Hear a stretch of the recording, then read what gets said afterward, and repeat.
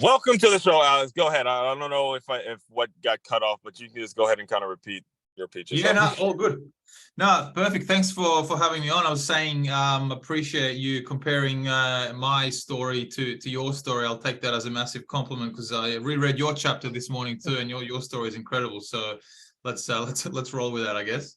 Yes. And the thing is, all right, so here's where I want to start with you because you've said it, you said it not only in the book, but I also went on we're gonna get into your company, Athlete to Business. We're gonna take a real deep dive into that later. But you talked about Michael Jordan and you talked about the influence, the basketball world, and how you fell in love with it. I think the best way to start off the conversation is just let's pick it up there because as again, like I said, I grew up in Silver Spring, Maryland. Basketball was the dominant sport. And one of the things I did mention in my chapter is I was terrible. I was absolutely trash as a basketball player, and I felt so left out. But you were someone that actually went on to play pro, played some semi-pro like me. You had some knee surgeries and things, and you have to figure things out. So let's just start off with when you first fell in love with basketball and where'd your career kind of take you? Yeah, no, for sure. I actually first fell in love with football, soccer, the round ball game, because I grew up in Croatia, Serbia. Mm-hmm. That's where I grew up, and soccer's life over there. And I moved to Australia when I was about 10 years old, but I had a massive growth spurt. I don't know how tall I was in feet, but I was like 2 heads taller than every other 10-year-old out there. Mm-hmm. And when I turned, so I kept playing soccer here, and I got so tall it was just really awkward on the soccer pitch. So my dad got me into basketball. I was around 12, and just naturally because of my height, I started dominating straight away, and I had that footwork and coordination that I developed from soccer. Yes. And I just started dominating in basketball. That's I started watching the Bulls, right, and Michael Jordan, and fell in love with the game so much, and quickly it consumed me. It's all I did all day, every day. I'd dribble a ball to school. School was walking. Primary school was Mm-hmm. I believe you call it elementary school. Yeah, it was walking. We call it primary school. Yeah, it was walking distance to my house. I'd dribble the ball to school. Yep. I'd take it with me in classes. I'd dribble back home. I'd go to training after school. Like it's literally all I did every day, and like completely fell in love with the game. Yes, and I think you also mentioned you slept with the basketball, if I'm not mistaken. Yeah, I did, man. Yeah, I slept with the basketball. I instantly wanted to play in the NBA. That was my dream. I wanted to be an NBA basketball player. I was crazy enough to think to myself I wanted to be like Michael Jordan, but I think I said it in the chapter too. I think every baller dreams of being like Michael Jordan or Kobe or whatnot. Right. But the thing is, you played with actual NBA players. I mean, I believe, I can't remember the names that you mentioned, but I know you mentioned some overseas guys that you actually played with, and then you went on. How'd you end up was it Furman, correct?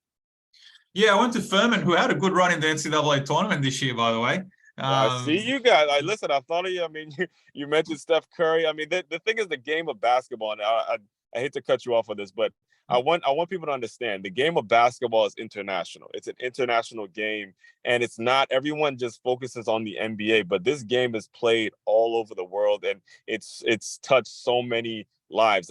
In fact, I had Bryce Casson. He was a former basketball player, another one who was an author in the book, and it's amazing to see how much this game kind of helps people and takes people through life. So, but go ahead.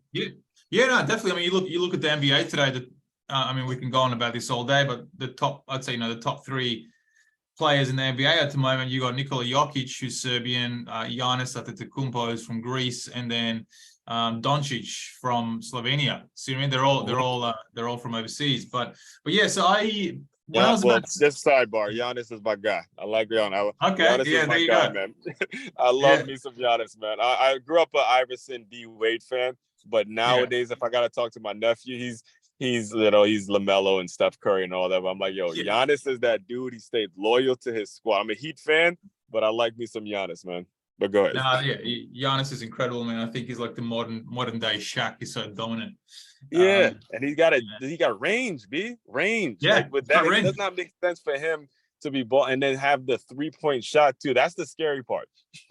He's insane. He's insane too. He's a freak, man. They call him the freak. So yeah, there you go. Yeah. But yeah, I played with some NBA ballers. So when I was 17, I quickly started emerging as one of the best basketball players in Australia, and I got chosen to go to the Australian Institute of Sport, which is like I think it's kind of like Oak Hill High School in the US, or like I'm not sure. Mello went there because that's in Maryland. That's right. Okay, is that in Maryland? I don't know. Yeah. Oak Hill's in Maryland. We had Montrose where Kevin Durant. And the crazy thing is Montrose doesn't even have a basketball program, but that's where Kevin Durant went. And then Oak Hill is, I believe, in Baltimore. Yeah, there you go. So I was chosen as like the top 12 junior basketball players in Australia. And with me there was Joe Ingles, who plays for the Bucks now, but he's always had an incredible career with Utah Jazz. Patty Mills, who played for the Spurs for a long time, is with the Nets now. Aaron Baines, who had an NBA career. There was a few others who were close to the NBA as well. Started playing with those guys. I got then chosen to play college basketball in the US, which was at Furman University, small D1 school in South Carolina. And that was a dream come true, man. Like I actually I was offered to play professionally here in the Australian Basketball League, which is called NBL, National Basketball League, after high school. But I declined that to go play college ball because that's a dream come true for me. So yeah, I ended up playing at Furman for 4 years. It was a time of my life, as you know, college sports. And yes. I played it was the same conference where Steph Curry played. So we played played against Davidson. He played Davidson. That's right. Yeah, he played at Davidson, and came up against Steph a lot. And yeah, I mean, we never beat him. But listen, I remember like when he first came on the scene. I was at Carson Newman College, and he had that game where he was just draining threes. I mean, we were so hyped just watching him ball. We were so hyped watching the ball because Steph Curry, I mean, he just drained a bunch of threes. And I did not, I'm not gonna lie to you, I did not expect him to be this great of a pro. I just didn't expect it. No one did. I didn't either. I mean, I remember there was a play one time in college when we played against him. I somehow got switched on him. So the big man set a pick, an on-ball pick, and I yelled switch. For the life of me, I have no idea why. But I switched up on him. He got the ball. I'm guarding him. He's around like a 3-point line. And then all of a sudden he starts dribbling backwards near the halfway line. He was just inside the halfway line, and there might have been about 5 seconds left on the shot clock. I think that's why I switched, because he had no choice but to shoot it. But he dribbled backwards near the halfway line, and I was like, I'm not chasing him out there. I was like, man, I just stepped no back. one's gonna make that. I was like, go ahead, shoot it. What the fuck? Go, shoot the ball. He shot it, and it swished. And I was running on offense, and he's running back on defense, and I'm just shaking my head at him. I'm like, man, the coach subs me out and just goes off at me, and he was like, "What are you doing, leaving him wide open out there?" I'm like, "Coach, he was at the halfway line, man. Like, what do you want me?" And I never played the rest of the game. It's crazy, man. That's when you know someone's great, man. That's awesome. That's awesome. So all right, so you finished playing, and you had a stint. You were playing pro, and then your injuries in the knees and things like that happened. Can you, as because like myself, I've been through that. Can you just walk us through what happened after and how you were able to make such a transition into the business world? Yeah, so I went and I got another dream come true. I got signed professionally to play in Greece, Giannis's homeland. And I spent there just under a year. So after that, I went and played professionally in Macedonia and then in Croatia. So it was about a 2-year period where I was playing professionally in Europe. But when I was in Croatia, I hurt my knee, and it was one of those overuse injuries. It wasn't like I landed awkwardly or somebody hit me or anything like that. Yeah. You know, it was just an overuse injury. Those are the toughest, man, because you just see something gives way. That's it. Yeah, that's right. My knee started giving way, and then, long story short, I saw the doctors there in Croatia, and they were like, "Yeah, you got a torn meniscus. You're gonna need surgery." So, man, professional basketball in Europe is cutthroat, and I wasn't playing at the highest levels. I was playing kind of like the equivalent of what a mid-major is in college. I was playing at like a mid-major league in Europe, and if you're injured, you're no good to them. They cut you. So I was immediately cut, and I was 24 years old, or 25 actually. Come home to Sydney, back in with my parents. Had to look for a surgeon for knee surgery. I had no job. Like, just literally within 48 hours, this all happened, and my dream just immediately crushed. I just went through a lot of struggles mentally. It was about a year period where I also needed money to pay bills and all that as well. So I needed to get a job. At the same time, I was rehabbing my knee. It was a tough period. I didn't know what job to get, how to go about it. I started jobs, was fired. I quit lots of jobs. So it was a tough period for me. Eventually, my knee got better, and I was about 26 at the time, right? So, as you know, like to 26, you're in your prime in your career, and I wasn't in my prime by any means physically. So I was good enough to get a semi-professional contract in Australia, and you don't get paid enough doing that. I was getting about 350, 400 bucks a week. And Sydney is expensive city. So I needed to get another job. So long story short, I ended up working. I landed a role in sales for the sponsor, for one of the sponsors of the team, which was a local radio station, the semi-pro team that I played for. And that's where my, I guess, life started turning. I was going to say my career, but no, my life started turning around a little bit. I started enjoying that job in sales. I started to learn a lot about sales. I started doing well. I was still getting my kick as a semi-professional basketball player, playing sports. So I did that for about 3 years, where I was working a full-time job, but at the same time playing semi-professional basketball. And yeah, it was a massive learning curve for me. And my mind started shifting more towards business than basketball, to be honest, because after 3 years there, I was about 28, 29 years old. So I'm like, okay, the likelihood of me making a living from basketball, it's not going to happen, because I'm 29 now, playing semi-professionally in Australia.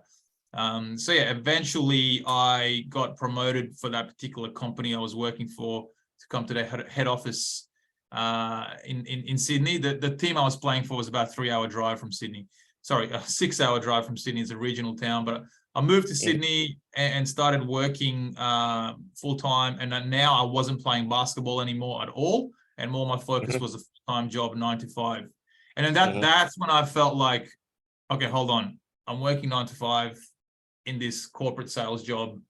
Life sucks again. What am I doing with my life? Right. That's actually what I was going to ask you, is because I've been a seller myself. I'm in sales. I think, to be honest with you, I think everybody is in sales. It's just some people don't want to admit it, because us as salespeople get a really, really bad rap. So what really hit me about what you just said is that you enjoyed sales. Can you, and now I understand why you said, but just for our listeners, how did you get to a place where you enjoy it? What was it about it that you enjoyed about sales? Because you get a lot of doors slammed in your face. You get told fuck off by a lot of different people. I don't want what you're selling. It's a difficult, very, very challenging thing. So how did you get to a point where you enjoyed it? The wins, like sport. In sport, we all really lose more than we win, don't we? I mean, otherwise we'd all end up in the NBA. 1000%. Yeah, but the wins in sales had the same adrenaline rush for me that sport had, and I like chasing targets. It was something to look forward to, and also, man, like, to be honest, you can make a good living. You can make some good money. Like, I had a base salary, and also the more sales you make, the more commission you earn. So I enjoyed that too. But most importantly, like, I'm naturally competitive, as I'm sure you understand. As an athlete, it really played to my competitive drive, and I just kept playing on that. Just loved the competitive nature of it. Now, the media company, were you selling advertising? Were you going door to door and saying, hey, buy a spot on these ads? What was your I like to say, how'd you pop your cherry? Because for me, the first sales job I ever had, I was selling kitchen knives, Cutco kitchen knives. This was after I tore my ACL. And I was like you, looking for. I was 19 years old, looking for job. This isn't. I didn't put this in the chapter, but I was looking for job after job, and I found Vector Marketing, and they sold kitchen knives. And I'm going door to door selling these kitchen knives and getting told, "Fuck off, fuck off, fuck off, fuck off." Yeah. What was your process like? Man, it was similar. I was selling radio advertising to local businesses in the town where I was playing basketball, and it was just going door to door from business to business. It was mainly small businesses, right?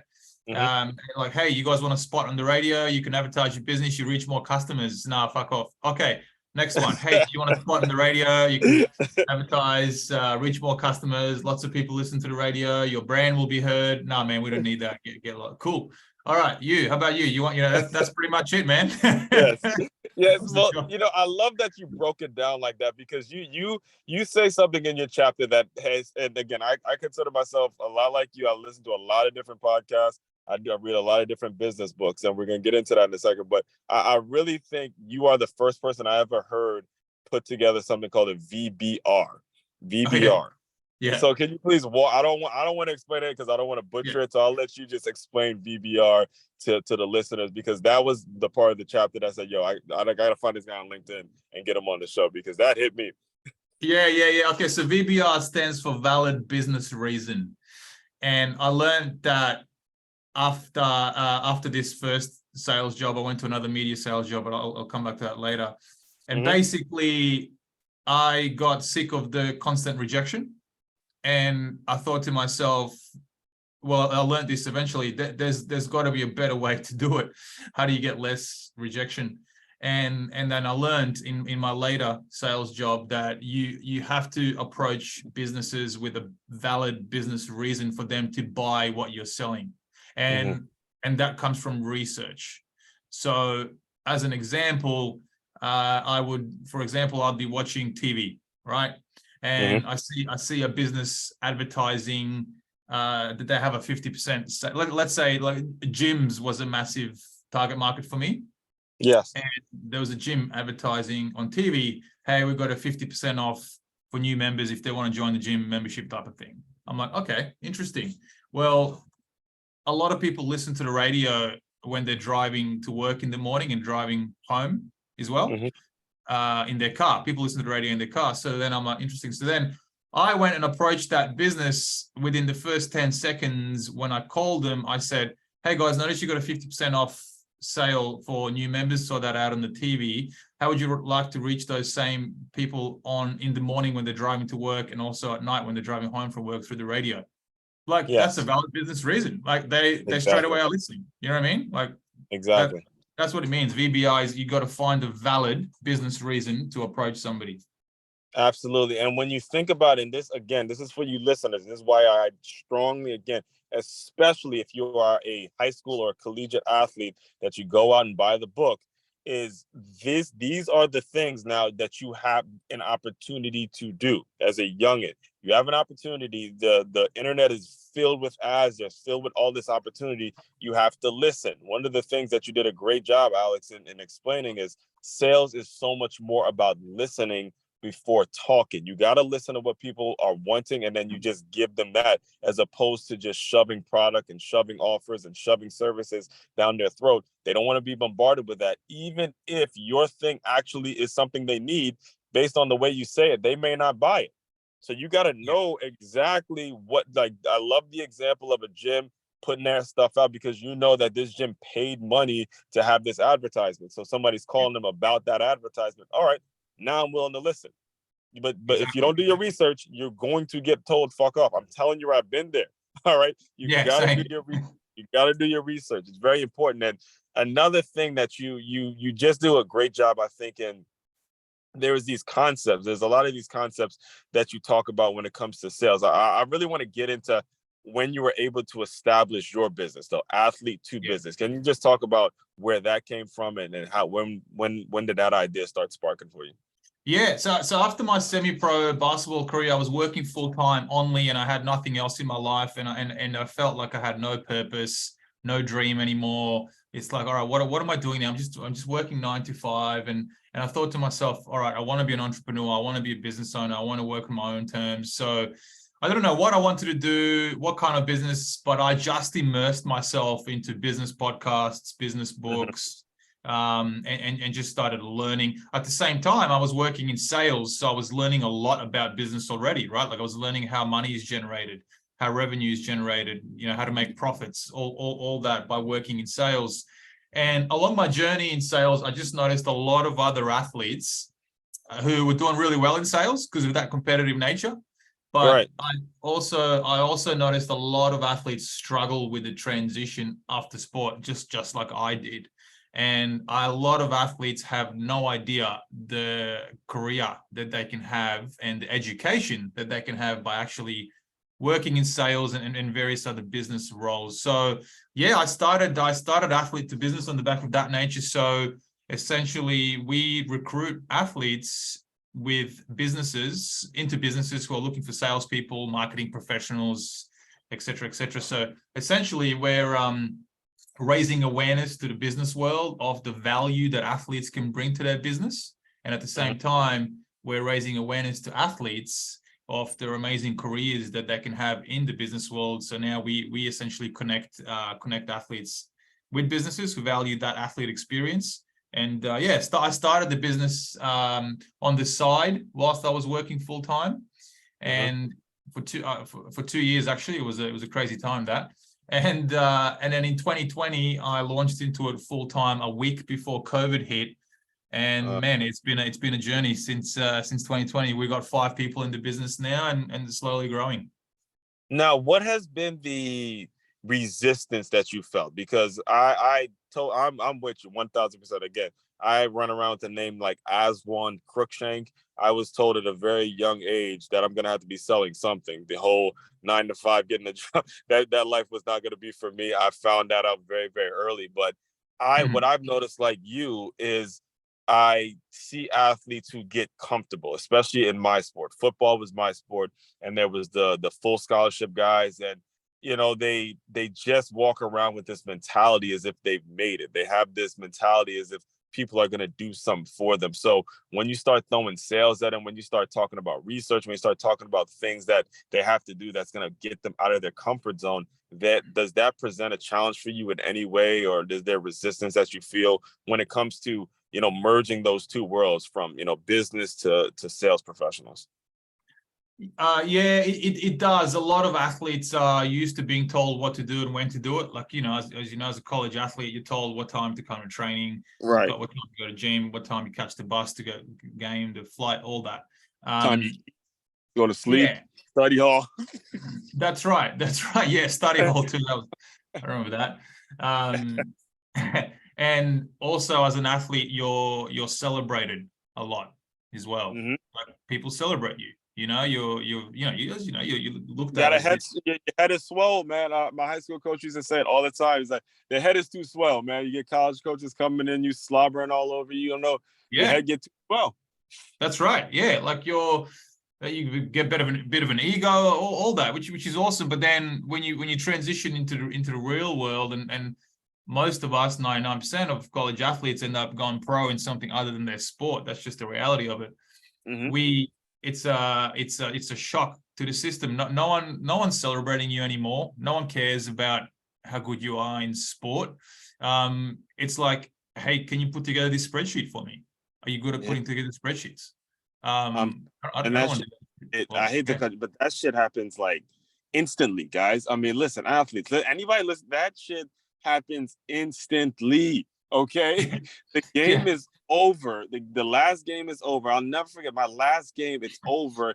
And it's like the sun rose and nothing happened. The past 14 years of my life that I was dedicated to this game, it's done, and people just move on with the rest of their lives. I can't stress the importance of that. All right. I mean, every time I'm on this subject, I cannot stop talking about that shit. They will move on. All right. You gotta take this information in. But go ahead, Oz, before I get on my soapbox. No, man, I agree 100%.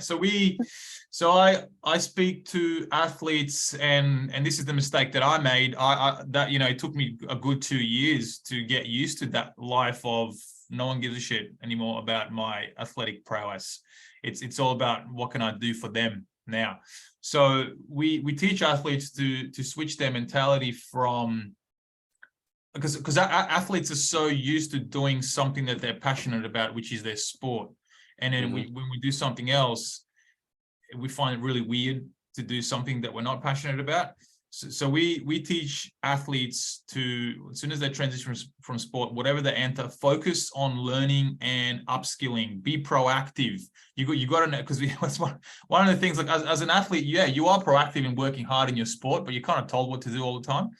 Now you have to be proactive in learning and upskilling yourself and educating. And it's like asking questions, right? How do I put together that spreadsheet?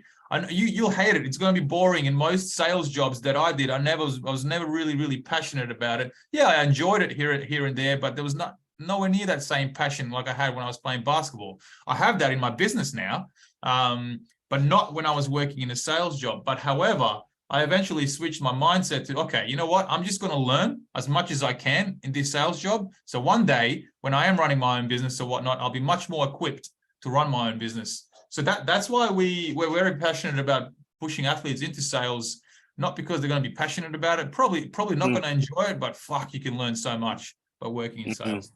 Yeah, and it breeds entrepreneurship. I see so many business owners make this mistake over and over again.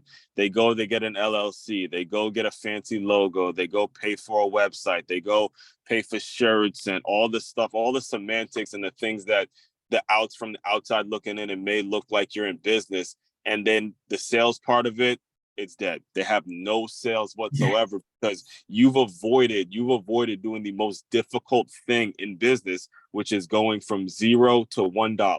You've avoided doing that over and over again. And now you're in debt with this business and you have no customers and you can't sell it. So I love that you take the athletes in and you say, look, learn to sell. I don't give a shit where you go after this, but if you're gonna be in business, you gotta learn how to sell. You cannot avoid sales in whatever it is you do.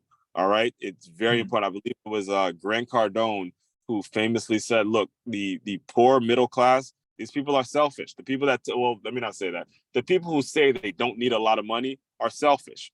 All right.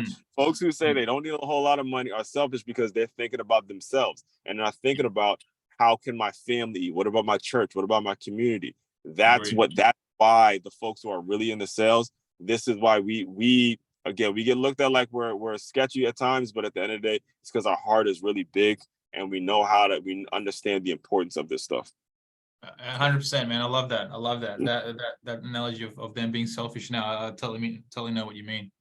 Yeah, when I heard Grant Cardone say that, and it did not hit me until I realized, he's right, because he's not allowed. Look, if you were like, I consider my mother to be very rich, even though we grew up middle class, but I consider her to be rich because of what she came from. She grew up in Trinidad. She used to tell me all the time she was very poor. So for her to go from poor to middle class, it took a selfless person. So when I say poor, I don't mean, again, a person who maybe live in middle class. I mean a person who is deliberately saying, look, I don't need a whole lot of money because they don't want to go out and, sell. They don't want to go out and go door to door and get, door slammed in their face and things of that nature. So 100%. Yeah. I guess they don't have a strong enough purpose to help others.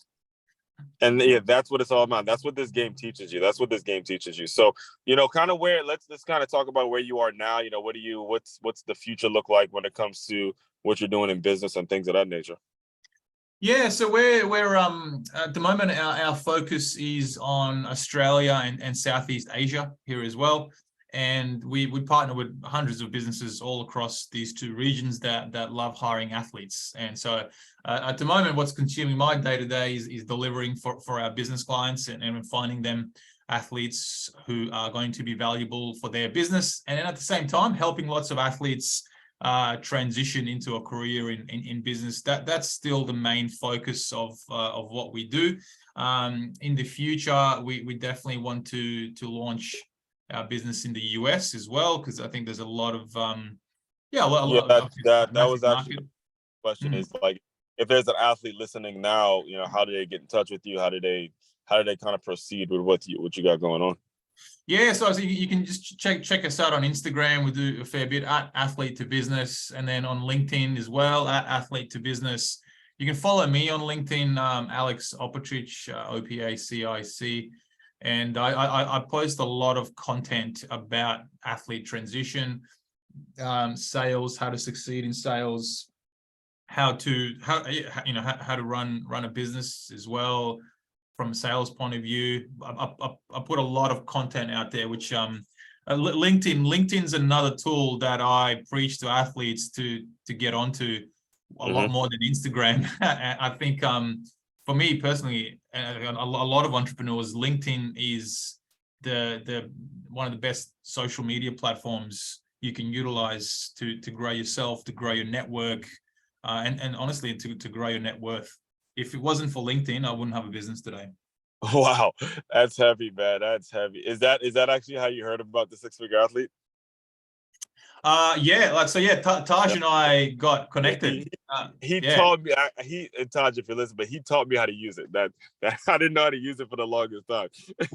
Oh yeah. Oh man, I'm on LinkedIn all day, every day. No, I highly recommend for any athletes out there to get onto LinkedIn. I mean, there's various different platforms online where you can find out on how to put together a LinkedIn page, how to use. You can check out our blog as well on our if you just type in Athlete to Business blog. There's lots of content on how to set up a LinkedIn page and how to utilize it intelligently and to gain a network.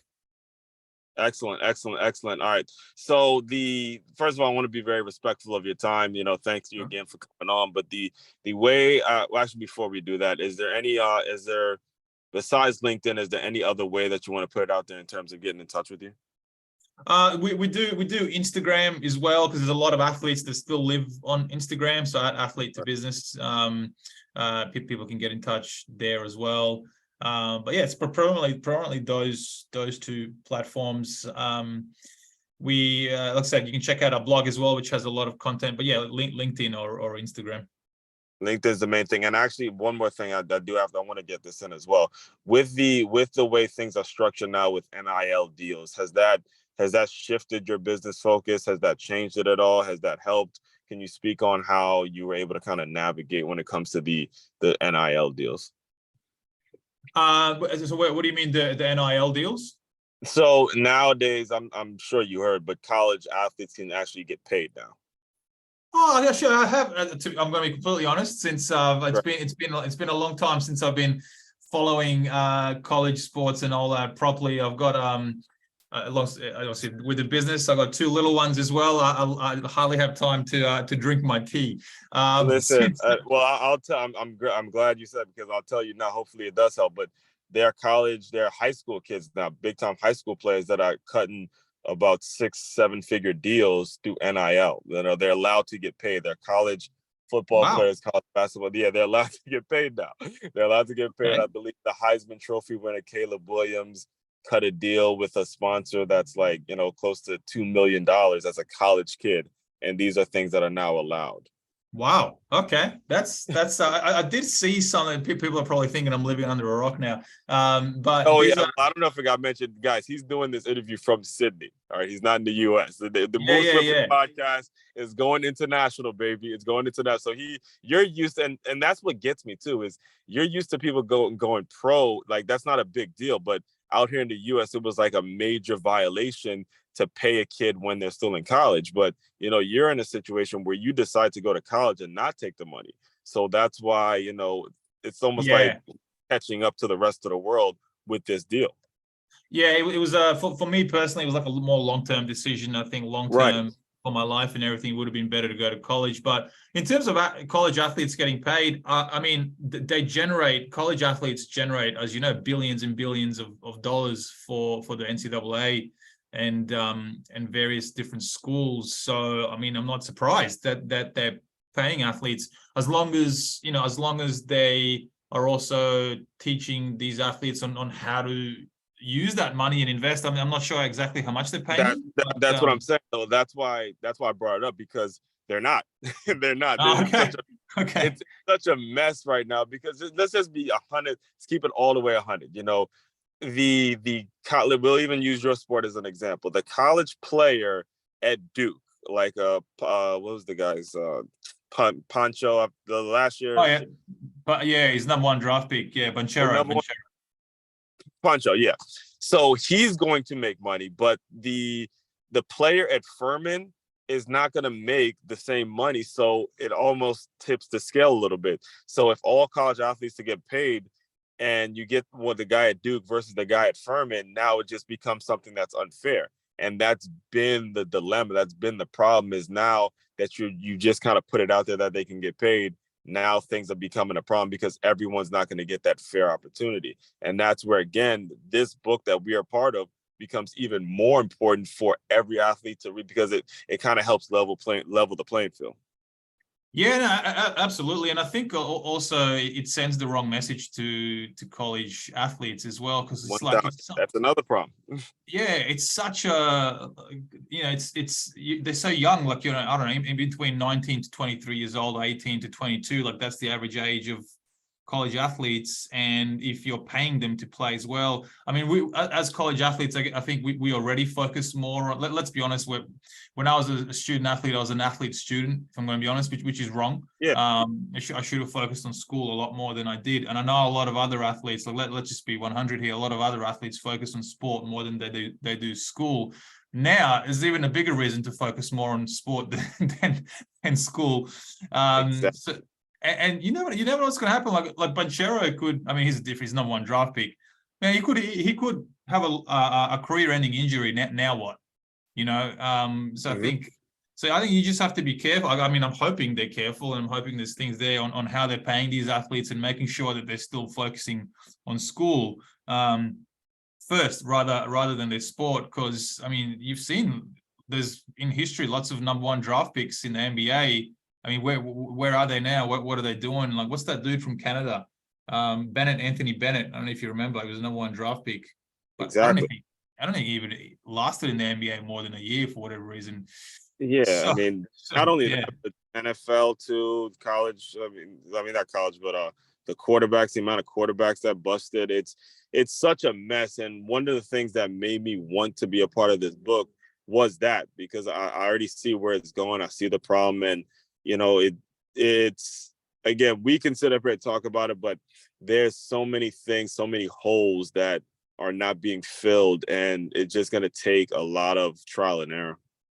Yeah. I mean, I hope it all works out for the best. I mean, first of all, it's good. It's good that they're getting paid, because they're generating a lot of money. People are watching, et cetera, et cetera. But as long as that money is used wisely, and the athletes are still focusing on their education and making sure that they're upskilling themselves as a human being. Like, one of the best things for me, looking back on it at Furman University, is it literally helped me become a better adult.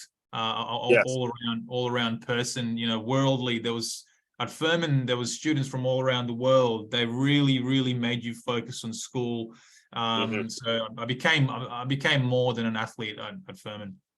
Absolutely. And again, that's something we'll definitely stay in touch about. And hopefully your business and what you're doing can figure out a way to help and navigate those waters as well, especially as you're transitioning and coming out to the US. I can't wait to get you out here, man. And Me really too.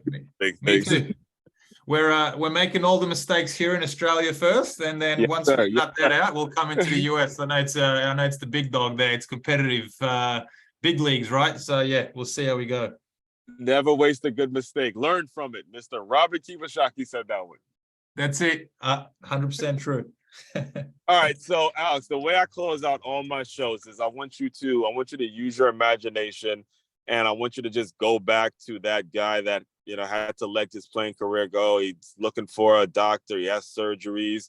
He's depressed. He's going from job to job. He's not taking care of himself. There's all sorts of problems. I want you to pretend that guy just came into the room, and just give him some words of encouragement, and we'll officially close with that. Oh, that's a really good question. I love that. What I would say to that person is be patient. Be patient.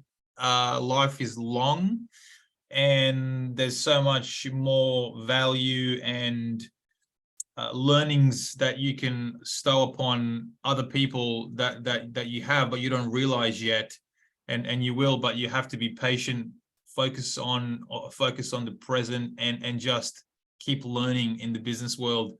The other thing I would say as well is basketball, just let it go. Like you gave it everything you can, absolutely everything you can. Unfortunate injuries came. It is what it is. Shut that world off as quick as you can and just move on and try to be the best person you can be now going forward. Because I didn't do that at the time. It took me a good 2 years to let go of, hey, I didn't make it in basketball. And that really played on me mentally. So I would say, let it go. It's done. It's over. Move on. Let's go. What's the next thing? Hey, man, and I'm sure you're talking to a lot of people right now with that advice, and I'm praying that you guys take that one in, because it's very important what he said. Yeah. All right, fellow teammates, continue to move swiftly. We will talk more soon. Nice.